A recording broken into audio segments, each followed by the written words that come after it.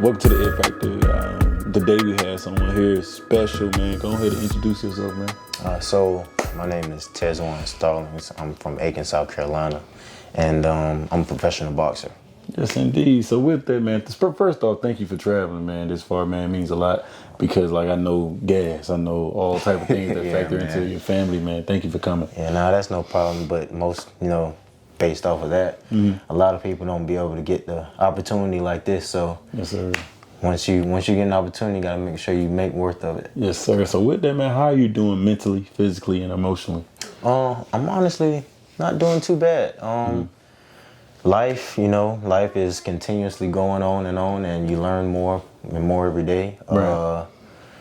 Physically, it's pretty much on a normal basis, and mentally, I'm blessed, man. Gotcha. I'm blessed. That's what's up, man. Definitely. So with that, I say, day to day, how do you train for boxing? How do you balance that into your life?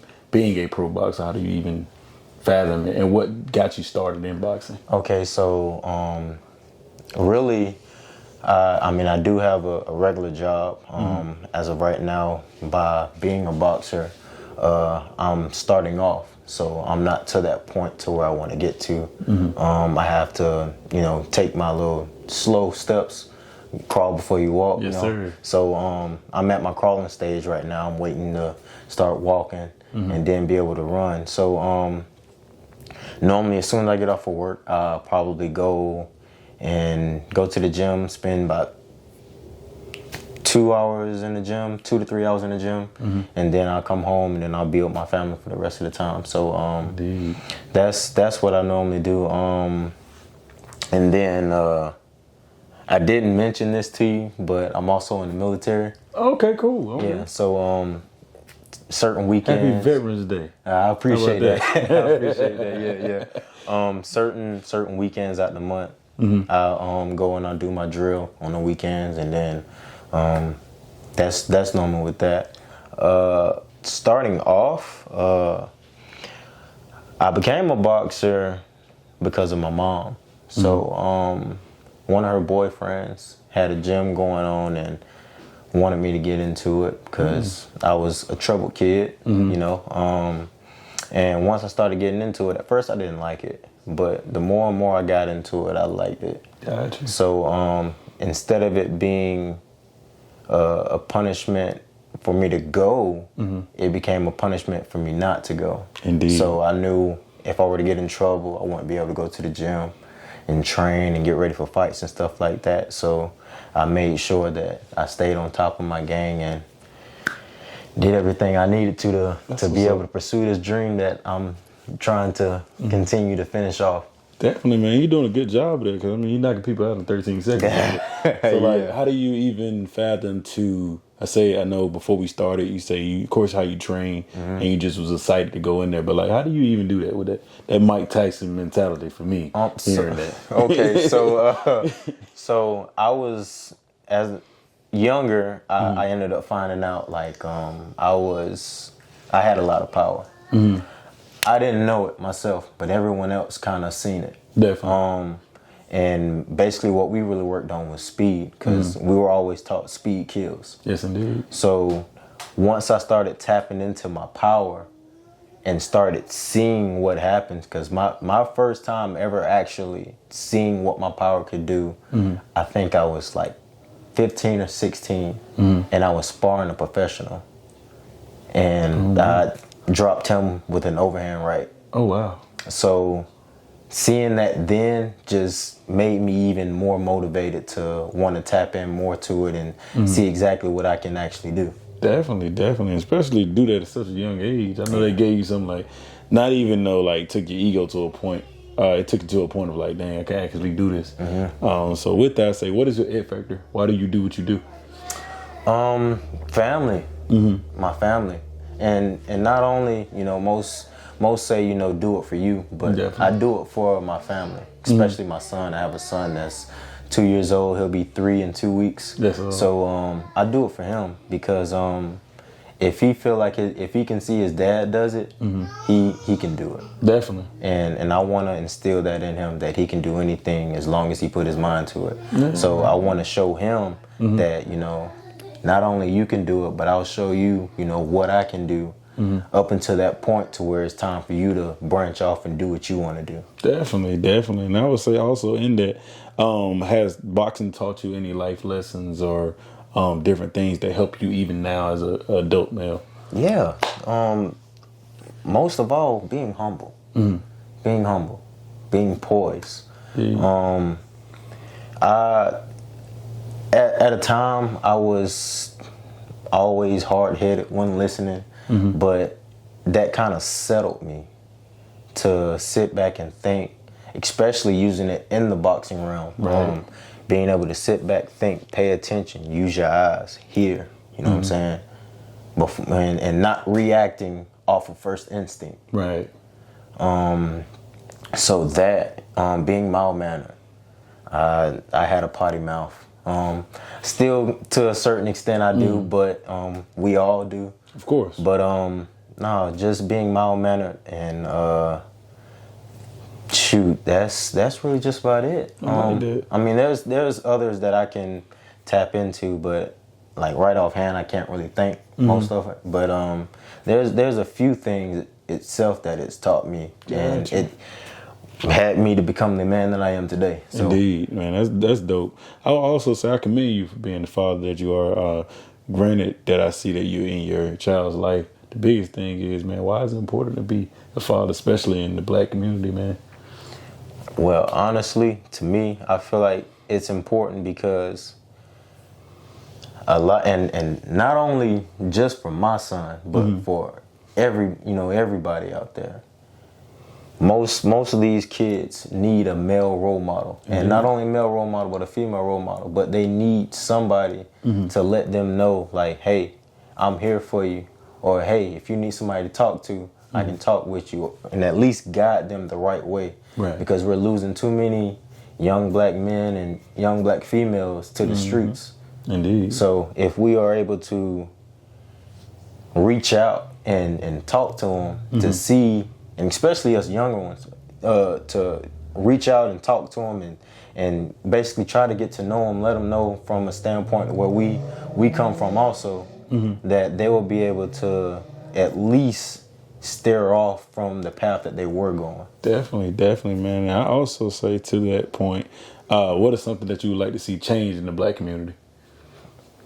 The violence. The violence is the biggest thing. I understand, there's a lot of drug use and stuff like that, but I feel like if we are able to, kind of talk to them, the violence would stop first. Gotcha. That's what we'll have to start with first, the violence. Yes, indeed. And then, work our way into everything else. Yeah, I like that, man. I definitely feel that way, man. You see so many crazy things happening, and I always say, man, what can I do, to even give out some knowledge, man. I pull some people in. I always say, people say, hey, man, you a mentor, this on so. But like, I just like helping people. Yeah, and that's, At the end of the day, especially young people and even older people. That's even why some of the basis why I started the show, because a lot of times you see things, like I said before we started, you see a lot of professionals get these type of opportunities, but you won't see people that's with kids or with young people every single day get an opportunity like this. I feel like if more people see, oh man, you got a box on here, yeah, this on, oh, that's inspirational. I can do that, and that's very simple to do. Definitely. I could even commend you for coming on today. So my next question would be, man, how are you prepping for December? And like, what are some things that go into your weekly analysis, especially with you being in the military, being a father, and how do you even balance all those things? It's hard. It's hard, but I've always had this quote: I can do all things through Christ who strengthens me. Indeed. And I have that tatted on across my chest. But God will not put any obstacle in front of me that I know, that He knows I can't handle. Yes, so I use that, and I stick it to my everyday routine. As far as waking up in the morning, because that's the biggest blessing that I have every morning is to wake up, to see another day. get ready for work, go to work. As soon as I get off of work, come home, change, go to the gym, and then come back, spend time with family. So, but for prepping for the gym, normally what I do is, so when I get there, we get some good cardio in, some good endurance, some strength workouts, some speed and agility workouts, and basically just work on sharpening up our tools. Gotcha. Being able to be nice and crisp. You know, that's one of the main things, and basics and fundamentals. A lot of people steer from fundamentals, but fundamentals is what makes you that person that can add to, your persona. Indeed. So like, and that goes for football, basketball, any sports, anything that you do in life. Basic and fundamentals will help you sharpen up all those tools. Yes, sir. You're right about that. So yeah, so that's what we do, and then also trying to eat right, getting my making sure that I'm getting my weight correct, because that's one of the main things. You got to be able to balance that weight. Yeah. Indeed. So but other than that, shoot, everything else pretty much comes into play. Got you. So man, who is Tez outside of boxing, outside of being a fiance, a father, being a family man? Who are you? Tez is, and I'm gonna have this on the back of my shirt for my fight. But Tez is just a kid from the valley with a dream. Okay. He's a kid from the valley with a dream, and I just look for, and I just hope that once I make it to where I want to be in life, that I have a reflective life on everybody else. Gotcha. I like that. And you're already starting that, man. It ain't even the fact of getting to the mountaintop. I learned that if somebody get to you to a point, if it take one person to be like, hey, man, you inspired me. I can't. And so many people have told me that now. And it's to the point of like, hey, man, it's God. It ain't me. I'm just doing the work of God, and I thank you for telling me that, and it helps me, let me keep this going. But definitely, I have learned that, man, and at 29 years of age, I'm like, you know what, I can keep doing this. I'm happy doing it, because I'm not only doing it for me and for the uplift of me, I'm doing it for God, right, man. So I commend you for that, man, because that's when Jermaine even reached out to me about the show, I was like, yeah. Even before he explained what's going on, even before he said 13 seconds, even before, I was like, yeah. Another black brother need to be okay. He can be on the show. It's what we're supposed to do, man. So with that, I say I commend you for what you're doing. I want to give you your flowers now. I know all those great things are gonna come to you because the fact you ain't saying I want to be this type. I want to do this. You saying, hey, whatever happens, happens how it happens, and I want that. I'm gonna keep striving towards it. I know it's gonna come to you. So with that, I say, man, what are some small goals and long term goals you had? It ain't just got to be with boxing, life wise. So like. One of the biggest goals, and I know it's really small, but it's big to me, is next year I'll be getting married. Yes, sir. So that's a big step in my life that I'm gonna be taking it, and it's a small goal, but like I said, to me it's a real big goal. Indeed. Making sure my son is where he needs to be. I know.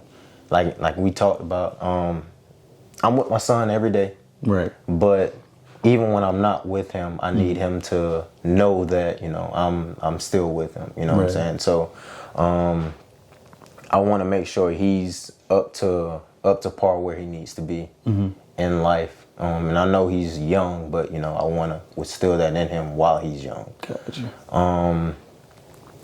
And basically, what you do, reaching out to the kids and adults and stuff like that, and trying to play a part in play a role in their life, because that's something that I like to do. I like to help out like that, especially talking, being inspirational every morning, except on the weekends, which I probably feel like I should do. But every morning, I always put up a motivational quote every morning. Indeed. And I do it just because. And I've had feedback, but I do it just because somebody just may need that word. Mm-hmm.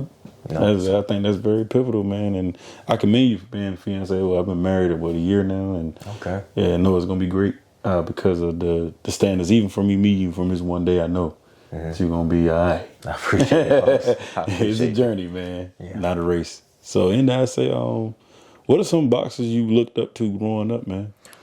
So looking up to boxers like Floyd Mayweather, because I mean that was my era. Floyd Definitely. Mayweather, Manny Pacquiao, Shane Mosley. Then going back, you got Muhammad Ali, you got Mike Tyson, you got Ricky Hatton, you got yeah, I say Manny Pacquiao, Marcos Madonna. You got so much of a variety. But my favorite boxer is Canelo Alvarez, and I know some people look at me and be like, "Man, you should see the type of person he is." Well, if you want to say something about his personality, then the one that they say, Floyd Mayweather, look at his personality. You know, you can't really People. Yeah, yeah. So, but I like Canelo because of from what I see in him, his humbleness, the way he moves is nice. I just love everything about him. Got you. And he's also a family man also. So Indeed. I just love everything about him, man. Yeah, that's what's up, man. Canelo, I had too, man. I like all the boxers you named too, man. But I would say, what's some advice you would give any young boxer that wants to be in your shoes? Any boxer, well, any kid that wants to be a boxer, some great advice is to keep going. Keep going, because first coming off as a boxer, you know, you're going to have those days where you're not going to want to go to the gym. You're going to have those days where you're going to cry. You're going to have those days where you're just not going to want to be bothered. I was one of those kids. I first started, my very first match I lost. And I know how it feels, especially to lose. Definitely. So make sure whenever, like, if that does happen, because I'm not going to put that on anybody, but, you know, just keep grinding, keep working, because honestly, every boxer in the world has taken a loss. Every last one of them, even Floyd Mayweather. Indeed. Has taken a loss. It may not be on professional record, but you go and look at his amateur record. He has a few of them on there. Yeah. But yeah, no, just keep grinding, man. Stay humble, stay true to yourself, and know what you're wanting to do. That's the main thing. And I would say, with that, man, when it's all said and done, and you hang them gloves up, and you're done with it, what's something you would like to be remembered for, man? Oh, that's a good one. I gotta hit you with one. Really, I just want to be remembered as, and I'm gonna go back to it, a kid from the valley with a dream. Gotcha. Reason being, a lot of things that didn't happen from where I stayed, where I'm from. A lot of things happened. A lot of people had a lot of opportunities, and this goes for anybody. No matter where you are, there's always going to be a few people that was in that neighborhood that had goals, had dreams, Indeed, and couldn't pursue them based off of things that happened in life. And I just want to be one of those who actually makes it out and actually continues to pursue everything that I'm dreaming of. I don't think there's no one from the state of South Carolina that that's actually known for boxing. So I want to be the first. Definitely. And man, I'll also, so before we close, man, just a few more questions. My biggest thing is, man, why is networking important, man? Like, the reason how I even met you, man, is from Jermaine phone call. And like, same way with me getting in touch with his cousin Teron, man. And I love small to odd people, man, because I'm from small town Fort Valley, Georgia. Okay. And when I even got in touch with Jermaine will tell you, I emailed him about his cousin. But when I told him, I said, in return, I said, hey man, how about you come on the show too? He was like, me? What you want me? I ain't no in the league, man. I was like, no, bro. I like what you're doing because what people don't know is me doing research. I started seeing people. I'm like, yeah, I know that's his cousin, but I started looking at his page. I'm like, oh, he can get back to the kids in Carolina. Oh, he do this. Wait a minute, I want to interview him more than I want to interview his cousin. So why is networking important, man? And people like Jermaine very important. And I'm gonna go back to one of the other questions that I answered. It's all about having that support. Indeed. Because most people don't have that support, especially at a young age. They don't have that support. So, and the people man, you never know. Like me talking to Jermaine, I would have never got, in contact with you. Same thing with you, vice versa. You would have never got in contact with me with. Right.